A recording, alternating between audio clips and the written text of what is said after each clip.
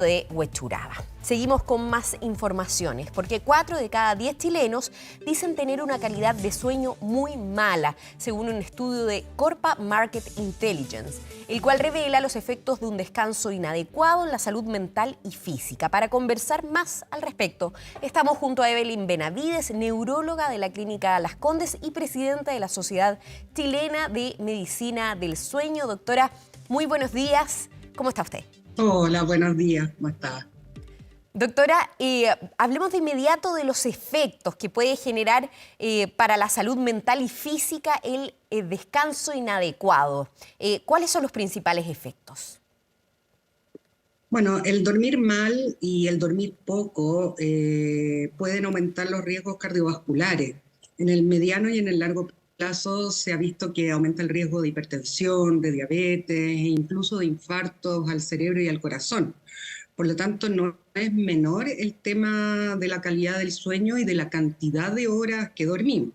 Más en el corto plazo puede producir problemas de ánimo o agravar los problemas de ánimo existentes, y también el tema de echar a perder también la parte de la memoria y el rendimiento laboral o de estudio. Así que no es menor el tema de dormir poco y mal. Claro, doctora, y se ha visto un incremento, ¿no? He leído distintos artículos en la materia en que señalan que desde la pandemia también, este estrés que sufrimos de las cuarentenas, etcétera, se vio aún más influenciado nuestro dormir y por ende nuestro mal dormir. ¿Cómo han visto ustedes un incremento de consultas, por ejemplo, para mejorar la higiene del sueño, la calidad del sueño que tienen los chilenos?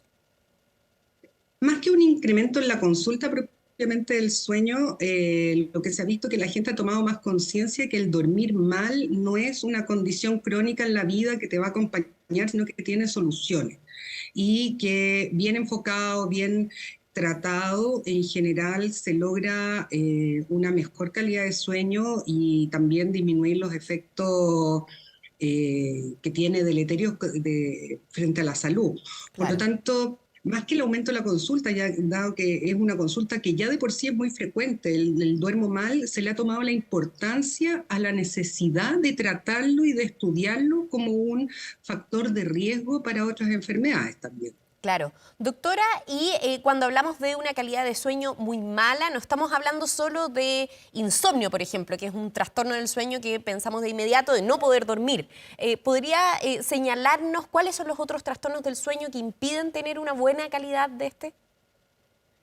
Bueno, el insomnio es la enfermedad más frecuente del sueño y se calcula que por lo menos la mitad de los adultos en algún minuto vamos a tener que consultar por esto o hacer algo para tratarlo, ya sea cambio de estilo de vida o tomar algún medicamento o algún tipo de estudio. Pero algo va a haber que hacer respecto a eso, y eso hace que sea una de las enfermedades más frecuentes de la humanidad.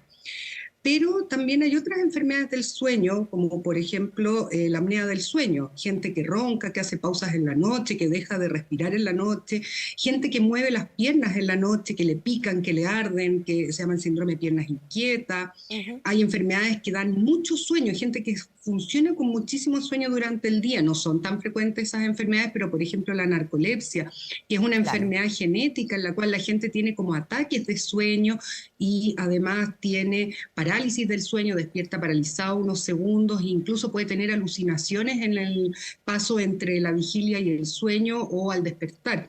Esas son enfermedades que no son tan infrecuentes, cada vez la gente consulta más por esto, pero además los trastornos del sueño pueden verse asociados a otras enfermedades, enfermedades que producen dolor, por ejemplo la artritis reumatoide, otras enfermedades neurológicas, la enfermedad de Parkinson puede producir trastornos del sueño, y también enfermedades al corazón pueden producir trastornos del sueño. Hay gente que tiene que dormir sentada, que se ahoga en la noche porque le falta fuerza al corazón para bombear la sangre. O sea, esto se da en muchas condiciones. Por lo tanto, es importante que no solamente las consultas respecto a los trastornos del sueño sean hechas a especialistas en medicina del sueño, sino que la gente que tenga algún trastorno del sueño consulte a su médico habitual y le explique lo que le está pasando, y esa persona, ese médico, vea si realmente es algo primario del sueño o tiene que ver con alguna de las otras enfermedades de los pacientes.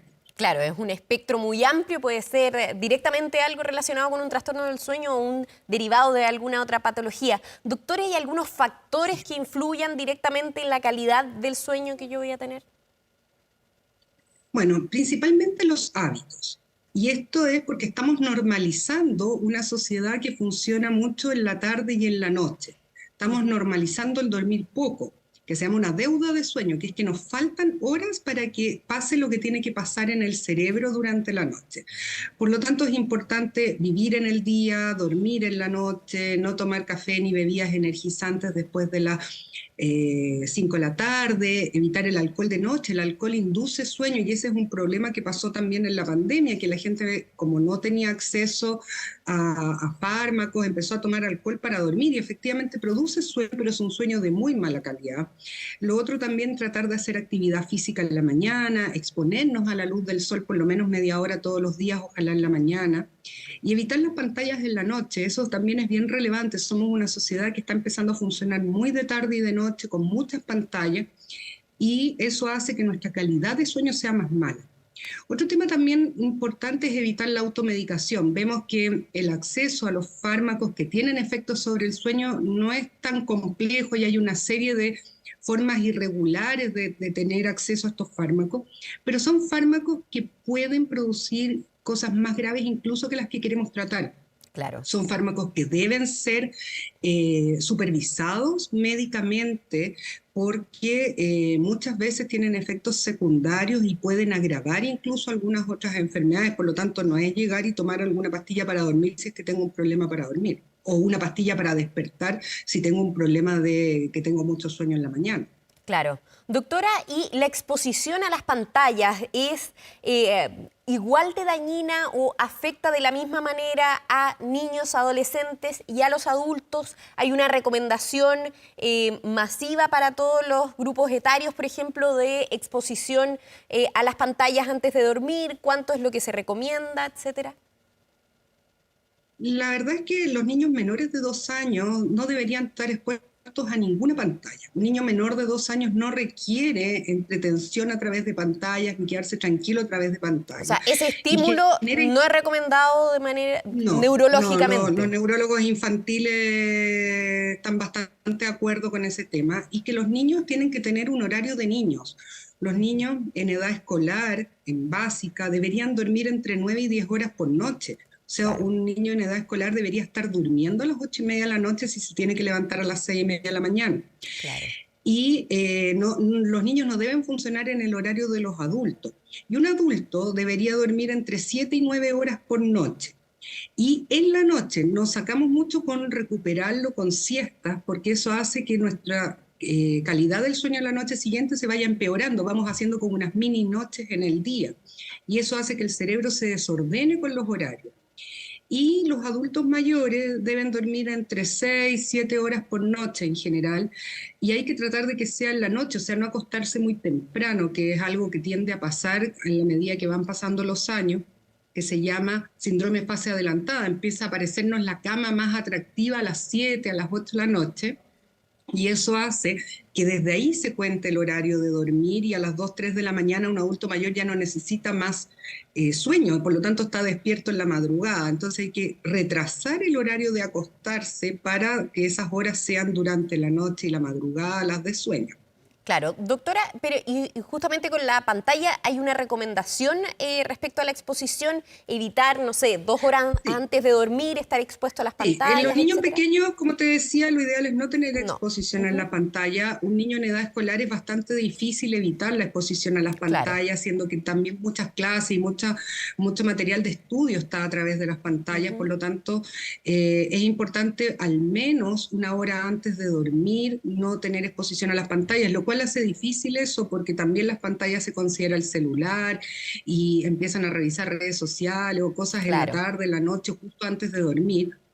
Y en los adultos también pasa que al despertarse en la noche o pasa que tienen algún insomnio, empiezan a revisar cosas en el celular y eso hace que el cerebro sense que estamos de día. O sea, no sirve Entonces, de nada, como si yo despierto en un insomnio, tomar el celular para distraerme y así volver a dormir, es contraproducente de alguna manera, ¿no?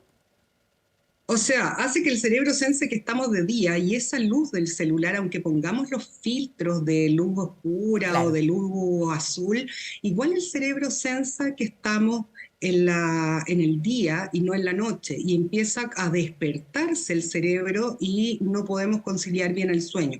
Por Claro. lo tanto, hay que evitar mirar el celular y mirar la hora. Si uno se despierta en la noche, darse vuelta y seguir durmiendo, pero tratar de no mirar la hora porque empieza una como rumiación, que es como una idea de me queda una hora, me quedan 2 horas, mejor me levanto, mejor me duermo, no sé qué voy a hacer o tengo estos problemas, quiero resolverlos.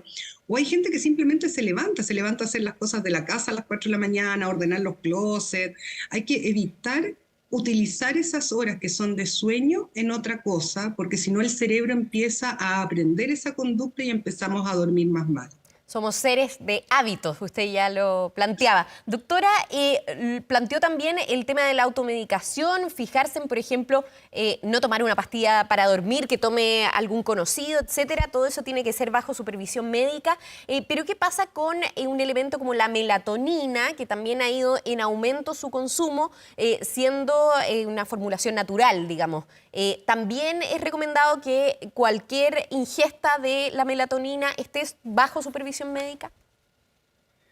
Mire, las personas producimos melatonina, Ujú. ¿ya? Y el principal estímulo para la producción de la melatonina propia es la oscuridad. Entonces, en la medida que se empieza a oscurecer, a empezar a bajar las luces, empezar a producir nuestra propia melatonina, que es una de las hormonas que estimula la buena calidad de sueño. Ujú.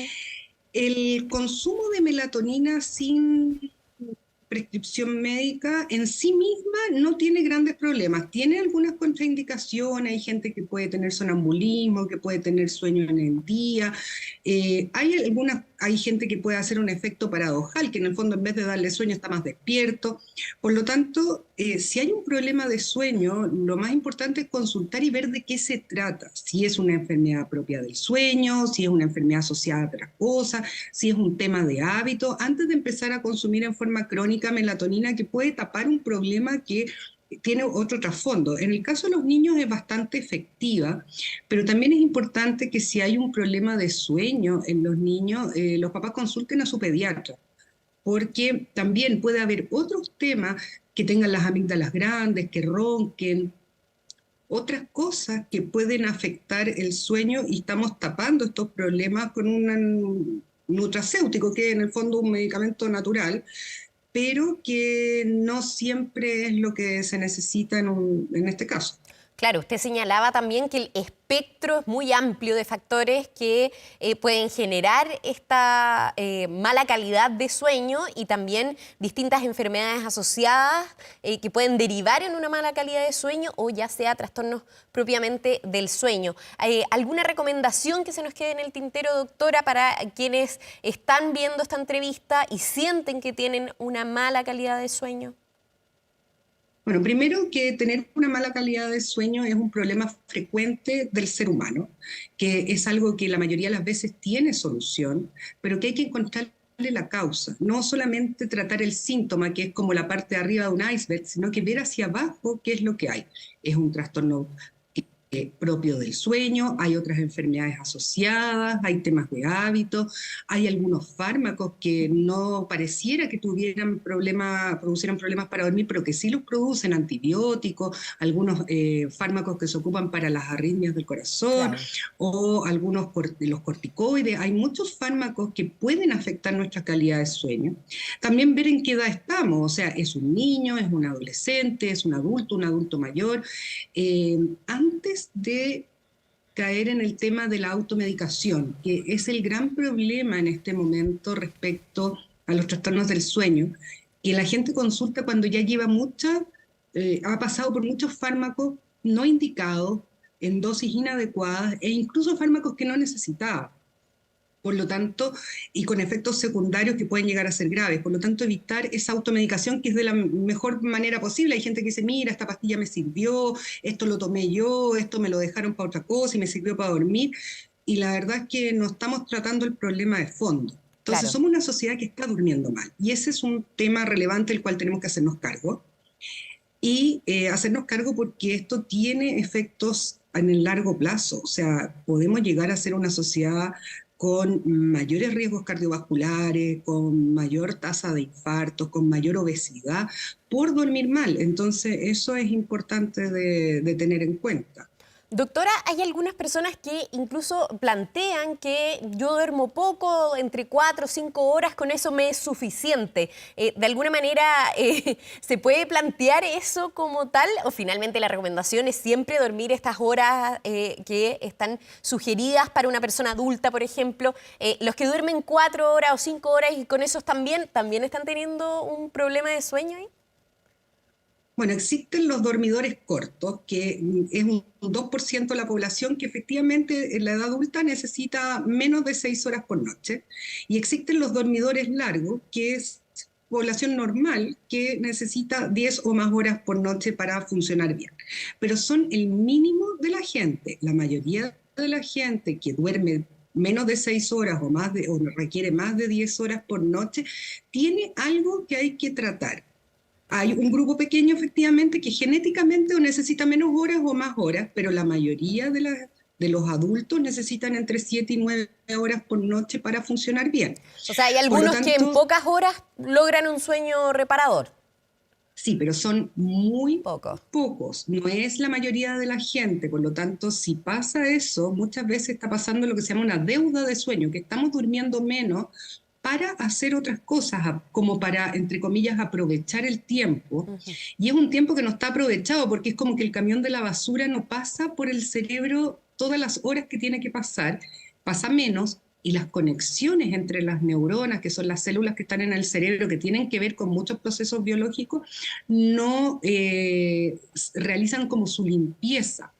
Y Claro. van quedando conexiones neuronales que no son tan buenas, aumenta la inflamación, aumenta el riesgo de coágulos, entonces no es gratis el dormir poco. Perfecto. Doctora, muchísimas gracias por todas sus recomendaciones también para mejorar nuestra calidad de sueño que influye tanto también en el día a día. Muchísimas gracias. Muchas gracias a usted.